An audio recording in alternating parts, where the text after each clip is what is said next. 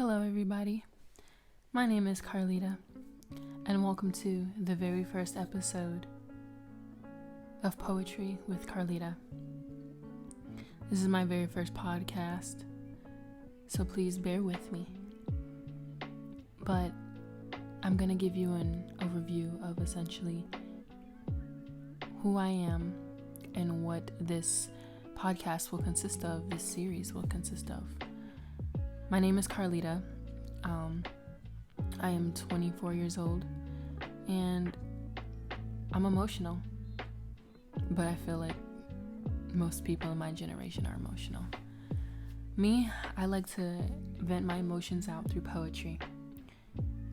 Usually when I do vent my emotions out, I'm in a place where I'm not happy, and instead of sitting there and being angry and wasting energy, I turn that into something that I can make. So throughout this podcast series, I will be taking you on a journey with me through every different poem that I read to you. And after I read the poem, I will give you kind of a story time and what was going through my mind when I wrote the poem, the emotions I was feeling. Sometimes that's the only way we can get our feelings and emotions out, is to write them down. At least for me, that's how I work. And I know that people out there might be going through the same thing. So, take a seat, get comfortable, and get ready to dive in deep. Welcome. So, I really started to write poetry in my sophomore year of high school. That's the first time I ever wrote a poem. And something about it kind of drew me to it. It was because I had several classes involving writing that semester specifically. So I wrote a lot of these poems in high school. I was about 15 or 16, and I was just emotional, and I had all the tools in my box to get me to write what I see as quality poems. Some of them will be a bit of a struggle because I can sense the immaturity in me, but that doesn't mean that it's still not a good poem. Each episode, like I said, I'm going to be going over one poem, and then I'm going to give you kind of a story time. And then, let me know if you feel like the same, or if you've had those emotions and those feelings. So this first poem is titled Her Pain. Trying to suppress the reminiscence of what used to be. Prejudicial to her, an inexorable gratuity from you. Within lies love. Does she dare to take a peek? This gift is a box of tragedy, snaking its way to her heart. Hazy thoughts cloud her head. You murdered her soul. She is no longer the same person. She is no longer filled with happiness. She is a lifeless shell, going wherever the wind blows her.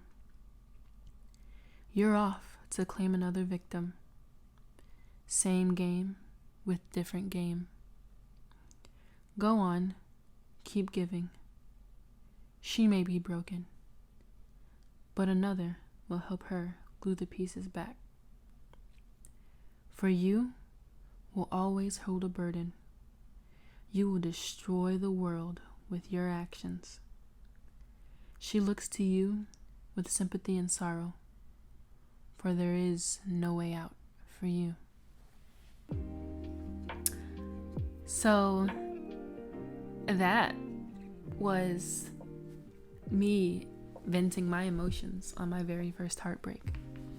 I was in high school. Obviously, I was a sophomore. And I'm not going to name any names, but we can give him a fake name. We can call him Patrick. So Patrick was my very first serious, what I would consider my very first serious high school relationship. And I believe it's because of how strong the connection that I felt toward him was at the time. It was kind of one of those moments where you sit on the house phone and you talk for hours until it dies. And you can just, when you see that person, you just get so happy and excited. And that's how it kind of was with Patrick. Me and him had went out for a while. Now, high school was so long ago, I couldn't honestly tell you exactly how long we went out for, but I know it was some months. For me, I'm the type of person, when I feel, it's kind of all or none. I either don't feel anything for you at all, or all my emotions are like there. It's 100% or 0%. There is no middle ground. So I was 100% I was in love with him, head over heels in love. But it was, like I said, it was puppy love. We were going out for a while. Things were going great. We started to argue a little bit here and there toward the end, but I never seen it as anything really serious. So I was actually living in Michigan at the time, because from that point in my entire life, I was living in Michigan. And my family was planning to move to Florida that summer, or at the end of the school year, I would say. And so Patrick decided that was the reason why we should break up. The reason that I got. And don't get me wrong, logically it seems like a smart reason, but at the same time, he broke up with me very prematurely. I mean, like, I was moving in the summertime, and he broke up with me kind of like almost 4 or 5 months before this school year was even up. So it was what he gave me. That was his reasoning he gave me. Like I said, I was heartbroken over it, of course, because my emotions they run very deep. I have a lot to give, and they run very deep. So the next day in school, it was like I didn't know how to handle it. I was crying, my eyes were all puffy. You know, I would never cry in front of a lot of people, but like you could tell that I just got done crying. It got to the point to where the hall monitor had pulled me aside, and she was an older lady. Her name was Miss Debbie, I believe. Oh my gosh, I hope I'm right. She pulled me to the side, and she was kind of wanting to check on me, reaching out, because obviously you could see it in my face. I wasn't okay. But me being the person I am, I don't like to vent to people, especially people I don't know and they don't know anything about me. And I get it, you know, you want to be there for a person, but of course, me being the teenager I was, you know, I told her everything was fine and I was good, even though I was dying inside from heartbreak. Oh my gosh, you would have thought the end of the world was happening, like in my head. Like there was just, it was so bad. So as I'm sitting here going through these emotions, because I just got dumped. Not only that, I discovered the very next day after Patrick dumped me, he had his books in another girl's locker, and he was getting real chit-chatty with the other girl. All the while he's getting chit-chatty with her, because, you know, kids gossip and news travels, and you can see it, you can hear it. I'm not stupid. You know, he's still trying to do the whole let's just be friends and, you know, we can still talk. So for me, I'm the type of person to where once you've, you know, kind of crossed the line and I feel like you've screwed me over, I see that. And I adjust how I move around you. So I think we were in the hallway one day, and when he broke up with me, because he broke up with me at school, I will say that he did not send me a message, or he didn't do it over the phone. He did find me, and we were in a small area in the hallway, kind of isolated. And then he broke up with me. For me, my heart was broken, yes, but my immediate reaction was to like ice him out, because that's how I can process my emotions and move on. I don't really think I processed my emotions back then because it's not really healthy. But we were going through that weird phase of we broke up and we still see each other in school because it's a small school. So I think one day I was after school working on maybe like a assignment or something. I think I was in the computer lab. Yeah, I think I was working on, I forgot the assignment. It doesn't really matter. And he was there because I believe he was also working on an assignment, or he had something to do. So we were both in the computer lab, and that's when, you know, he tried to have the conversation with me. I think I'm remembering the setting correctly. I'm not entirely sure.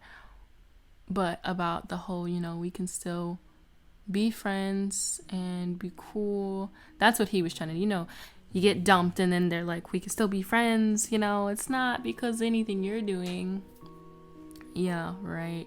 So for me, at this point, like, it's already been a few days and like my heart's already broken and I'm already like slowly starting to hate him. You know how like I'll go, there goes the guy I love, and it's just like the love slowly just turns into like WTF. So he wanted to still be friends. He suggested that. And I told him, I said, don't look at me. Don't talk to me. When you see me in the hallway, I'm not there. Treat me like I never existed. I do not exist in your world. I literally told him that. Just to basically just like, this was never a thing. Like, no, we're gonna erase this little blip on our, you know, life, our little teenage life. Of course, he wasn't happy with that, but that was how I was able to handle my emotions. And don't get me wrong, like, looking back on it, I was very cold-hearted because he called me one day about something and I was just so nonchalant about it because at that point I was like, I'm going through the motions already. Like, my feelings, like I said, they're extreme. So I'm all for you or I'm all against you, and then there's nothing. It's just like a void. But yeah, we end up really not speaking the rest of my time there after that. I don't know if, I think for a period of time I might have had him blocked on social media, or he may have had me blocked on social media, but I knew there was a period where I just pretended like he never existed. Then as I got older, I kind of let it go and I didn't really care anymore. And so I think I had him blocked on social media because then I unblocked him. And then somehow we end up adding each other back on social media and becoming friends. And that's where our story ends. It's not like we rekindled a fight or anything like that. I was already living in Florida at that point. So I guess it kind of turned out not too bad because it's not like I'm on terrible terms with him. I don't speak to him, but he does exist in a sense. And he was honestly the stem of other poems, because I wrote like 3 poems like within like a week. It was my first experience at love. Even though it was puppy love, it was love. So, you know, at that point in my life, I realized, hey, I'm pretty good at getting my emotions out by writing poetry. So that was really good for me. The other poems that I wrote, I will be reading them. Don't worry, it's not like they're gonna be swept under the rug. I'm just gonna not be talking about the story time of it because obviously I just gave it to you and I don't want it to get repetitive, but those poems are still really good poems too. So that'll be more of general conversation with those podcasts attached to it. So I want to hear some of you guys' opinions. Did you like my poem? Did it make you feel any certain type of way? You feel like you've gone through something like that before? What's your very first heartbreak? I want to know. And how did you find out your way to navigate through that, your very first heartbreak? Because at that point, you have no experience from anything. You only see what you reference on TV or maybe from your friends. Was it easy for you? Was it hard? What are some of the things you did as a teenager, looking back and realizing like, oh my gosh, it was not the end of the world? Because in reality, my situation wasn't the end of the world, but it rocked my world in a bad way. But we have come to the end of my very first podcast. If you're still here, thank you for listening and tuning in. I'm going to try to do this at least once a week. That way I can give you guys time to actually listen to it and give me some type of feedback. Until next time, I'm Benita Carlita, and you have a great day.